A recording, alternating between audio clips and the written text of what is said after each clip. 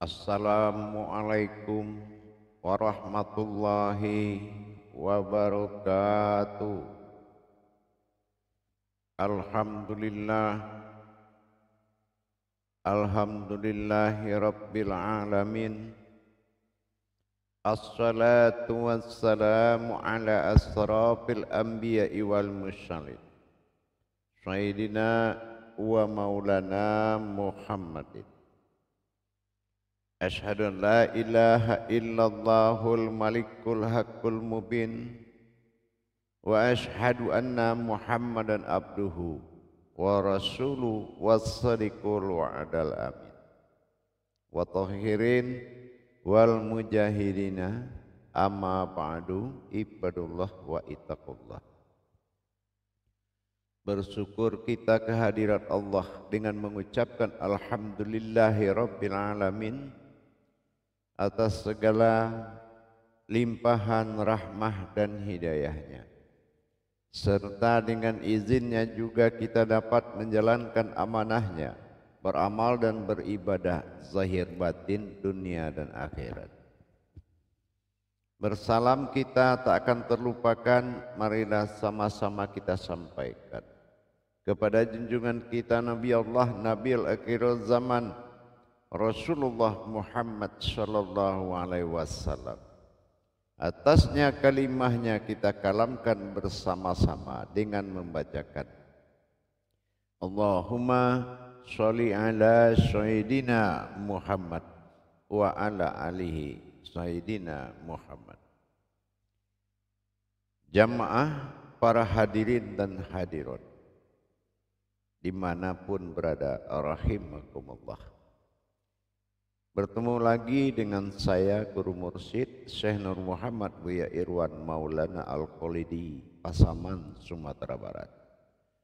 Tentunya dalam rangka meningkatkan iman dan takwa kita. Marilah sama-sama kita belajar, bertolabul ilmi, berbagi wawasan dan ilmu pengetahuan. Insya Allah mudah-mudahan bermanfaat.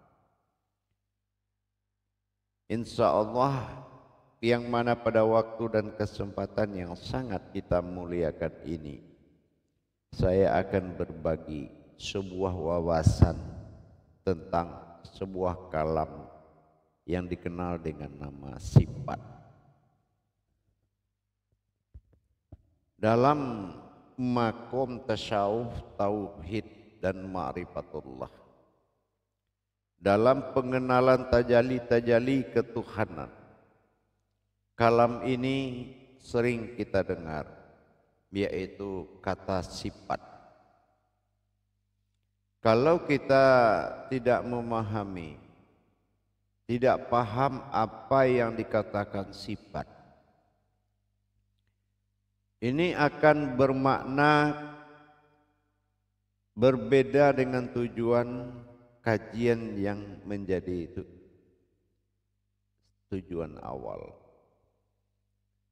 Dalam kata sifat tersebut, ini adalah sebuah julukan kodrat yang sangat hakiki. Kata sifat ini bisa juga dipakai ke segala arah, baik dalam penyebutan kodrat yang maujud, baik dikatakan kodrat yang wujud, maupun pada kodrat wujud. Wujud, wujud dan maujud. Ini penampakan dari kata tiga wujud, wujud dan maujud. Ada kategori sifat. Apa yang dikatakan sifat? Ada kodrat bernama sifat.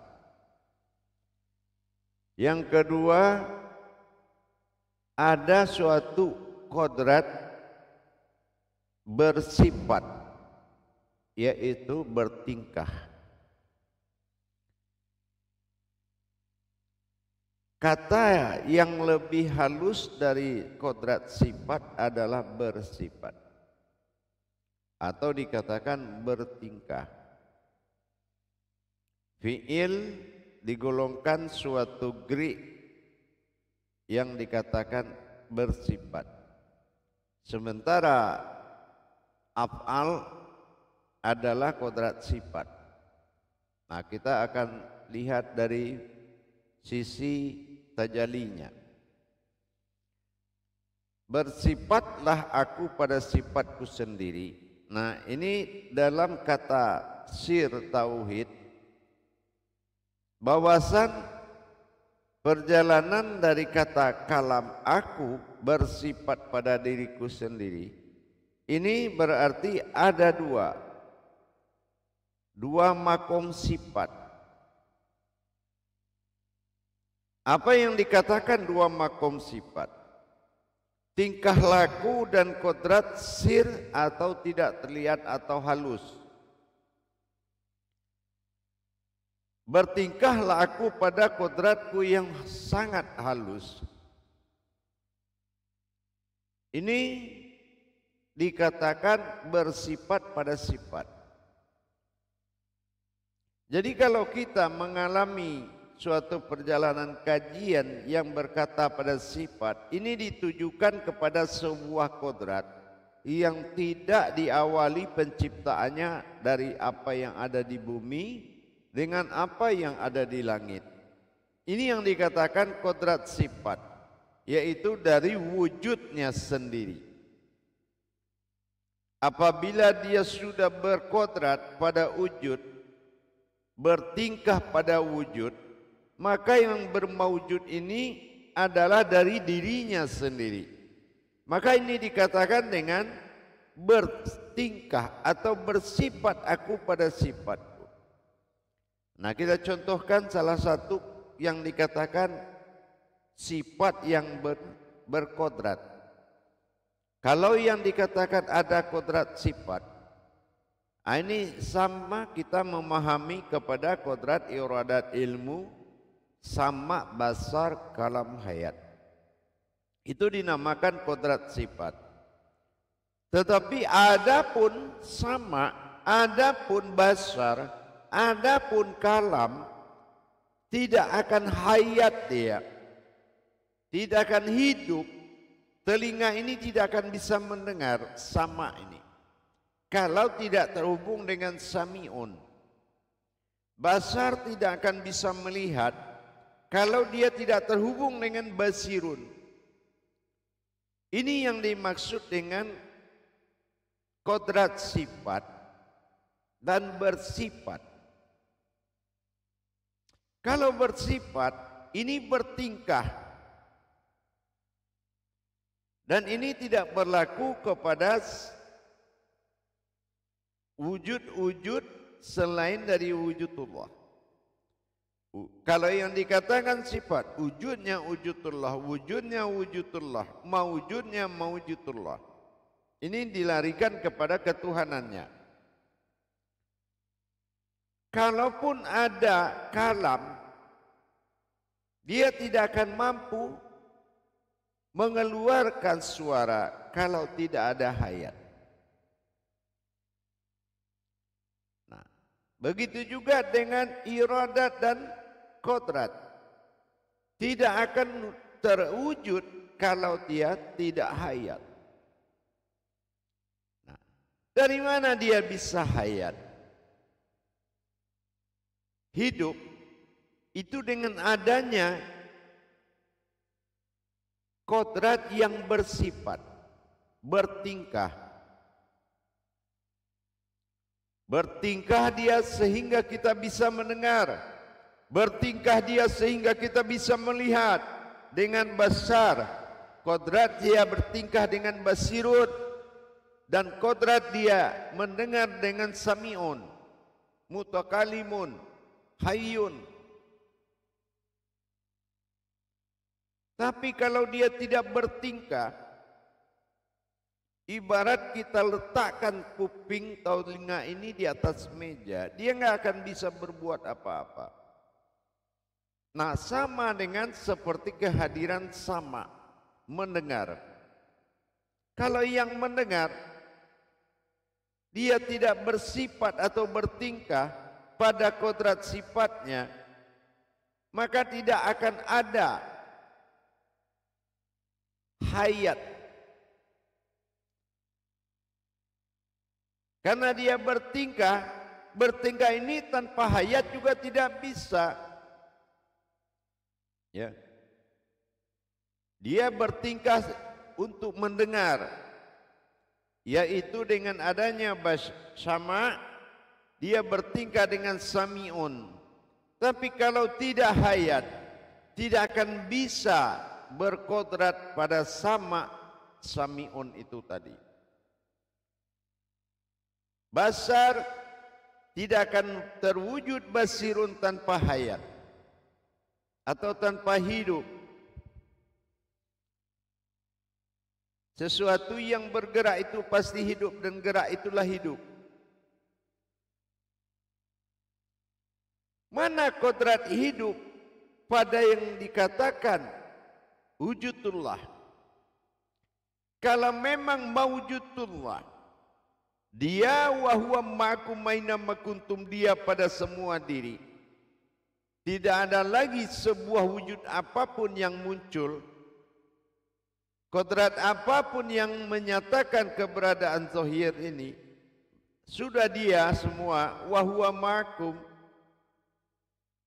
Nah, disinilah aina, maka keakuanku padana, kehambaan, sifatku pada keakuan nanya, inilah yang akan menjadi hayat. Yang akan berwujud kepada hayat adalah aku dalam keakuanku yang bersifat pada sifatku sendiri. Ini kalau semuanya diperjalankan. Aku jatuh kepada sir, rahasia. Wujudnya adalah bersifat pada kodrat sifat dan hayat dalam suatu zat. Bertemunya sifat, kodrat sifat dengan yang bersifat, maka hayatlah wujud, hayatlah dia dengan adanya wujud zat. Baru ada penampakan serta bertemu bersifat dengan yang disifat. Kodrat bersifat dengan sifat bertemu, maka terjadilah hayat disebutkan zat. Nah, zat inilah yang tidak berkodrat apa yang ada di bumi dan di langit. Ini yang dikatakan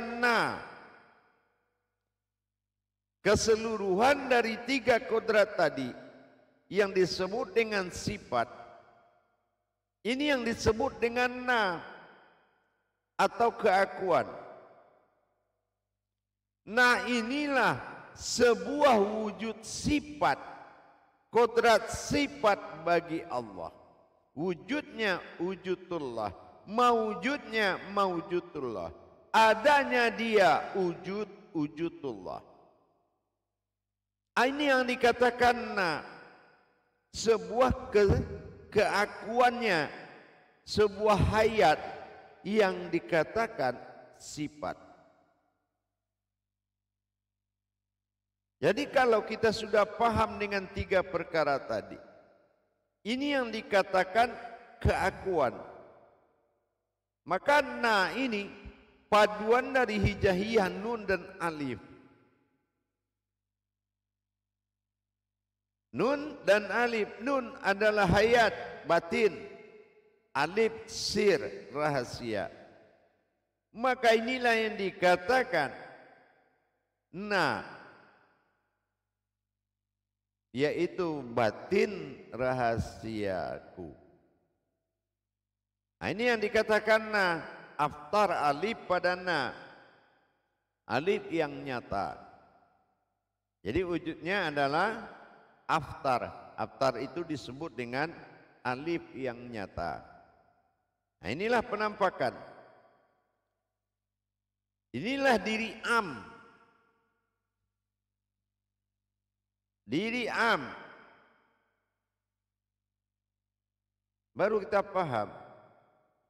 Ar-Rahmanir Rahim. Alif awal, mim di belakang.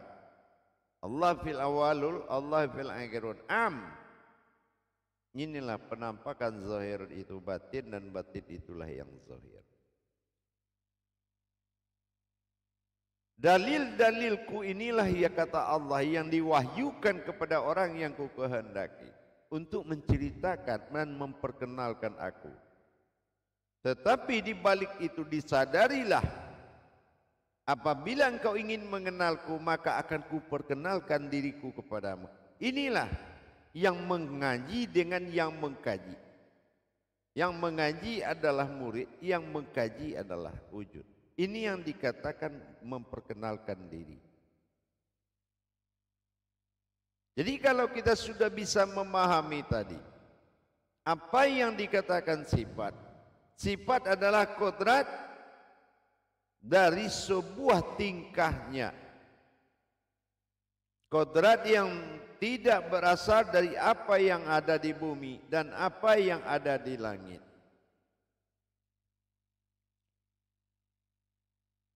Tetapi yang bersifat pada sifat tadi, inilah yang membuat berfungsinya kodrat, iradat, ilmu, sama, basar, kalam, hayat. Itu baru kodrat. Dengan adanya peleburan kodrat, wujudlah sifat, maka melihatlah basar, mendengarlah sama, berkatalah kalam, berhayatlah diri. Maka di sini yang dikatakan, kalaupun sudah mendengar, bisa enggak dia melakukan setelah dia bersifat tanpa hayat? Tidak mungkin. Nah, hayat inilah yang dikatakan sifat aku yang bersifat. Aku. Ini sir batin, ha dan alif domah hu. Itu sebagai hayat yang membuat hidupnya yang bersifat kepada sifat tadi. Maka maujudlah zatku. Ini yang dinamakan batin terlihat, dikatakan dengan kata na. Itu yang bermakom asmanya Allah. Nah, bukan hu tapi na. Inilah yang wujud dari segala apa yang dikatakan. Kalau dia berwujud, wujudnya tullah. Kalau dia mawujud, mawujudullah. Kalau dia wujud, wujudullah.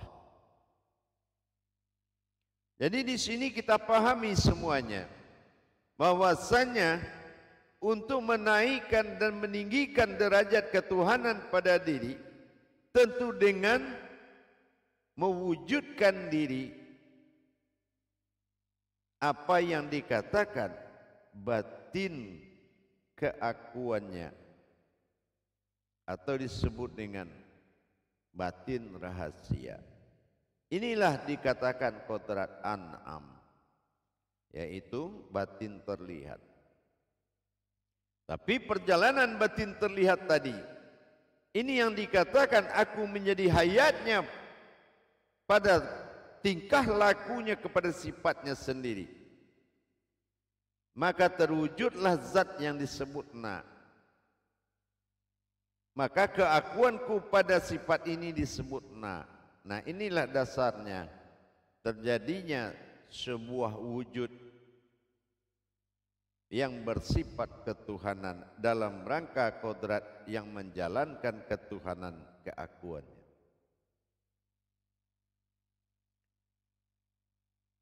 Hadirin kaum muslimin dan muslimat rahimakumullah. Jadi kita sudah bisa memahami bahwasanya kalau tersebut la maujudun, inilah alif dikatakan nun dengan alif na, ya, nun alif haftar kasroh a, na. Nah, ini berarti menjadi kodrat sir'un. Ya, un adalah batin. Gitu ya. Un adalah batin. Jadi apalah tufsirun sir'un, rahasia batin. Kenapa engkau tidak pikirkan bahwa dirimu adalah berasal dari rahasia dan batin. Sir rahasia pada nyawa, batin pada tubuh. Ini dikatakan kodrat sifat. Disebut dengan kodrat sifat. Lam alif, lam jalalah atau lam alif, dan alif adalah alif. Berarti lamnya alif adalah alif. Berarti 2 kali alif. Artinya aftar alif pada lam jalalah zahir, ba'dal alif pada sir alif adalah nyawa. Jadi di sini kita menarik kesimpulan dari keakuan itu yang tadi kena aku bertingkah pada sifatku sendiri, maka hayatlah zatku dipanggil inilah asma daripada Allah. Dan siapa yang hayat adalah aku sir pada nyawa. Dan ini sudah menjadi satu kesatuan di dalam rangka mendirikan wujudullah yang disebut dengan sifat. Maka include-lah semuanya. Maujud maujudullah, wujud wujudullah, wujud wujudullah, wujud wujud maujud. Maka ini dikatakan aftar pada yang terlihat. Alifnya ba'dal pada yang hayat. Hayat itulah dikatakan alif, alif lam, alif kasroh i, hayat. Jadi dengan demikian sudah kita dapatkan yaitu alif aftar dan alif ba'dal. Alif yang terlihat dengan alif yang tidak terlihat dari lam jalalah berupa batin.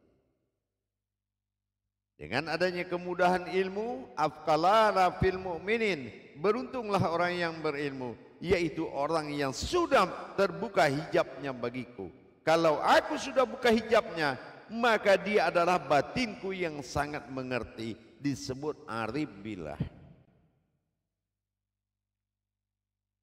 Insya Allah dengan kita meningkatkan iman dan takwa kita, tentunya kita meningkatkan derajat wujud dan maujud dalam hidup diri kita sebagai insanu bagi Allah yang akan berhadapan dengan insani dan insaniyah, menyatu di dalam kulimah la ilaha illallah. Inilah hayat, satu hayat dari semua kodrat. Ini yang dikatakan ma'ul hayat. Satu kehidupan, satu hidup, dan satu kehidupan di dalam satu yang menghidupkan. Qayyum, hayyun, dan hayat. Insya Allah. Jadilah kita sebagai hayat. Tanpa wujud hayatnya kita tidak akan ada sebuah hayat pun.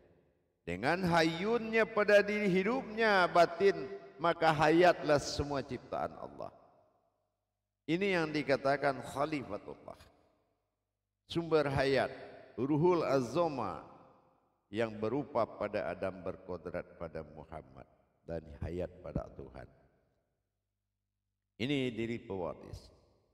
Inilah himpunan alafa, dihimpun kodrat menjadi satu, yaitu kodrat yang dikatakan dengan khairullah. Inilah hayatnya Allah, khairullah, insya Allah. Menghimpun segala sesuatu menjadi satu adalah tujuan awal daripada Allah. Itulah syahadat. Jadi mari kita tingkatkan iman dan takwa kita dengan mengkaji dan menikmati dan memperjalankan. Bukanlah tahu tapi tidak bergerak. Janganlah engkau cari seseorang yang lebih pintar darimu, tapi carilah orang yang bisa membuat kamu pintar. InsyaAllah. Barakallahu ya Karim ya Rahman. Akhirul kalam. Wabillahi taufiq wal hidayah. Assalamualaikum warahmatullahi wabarakatuh.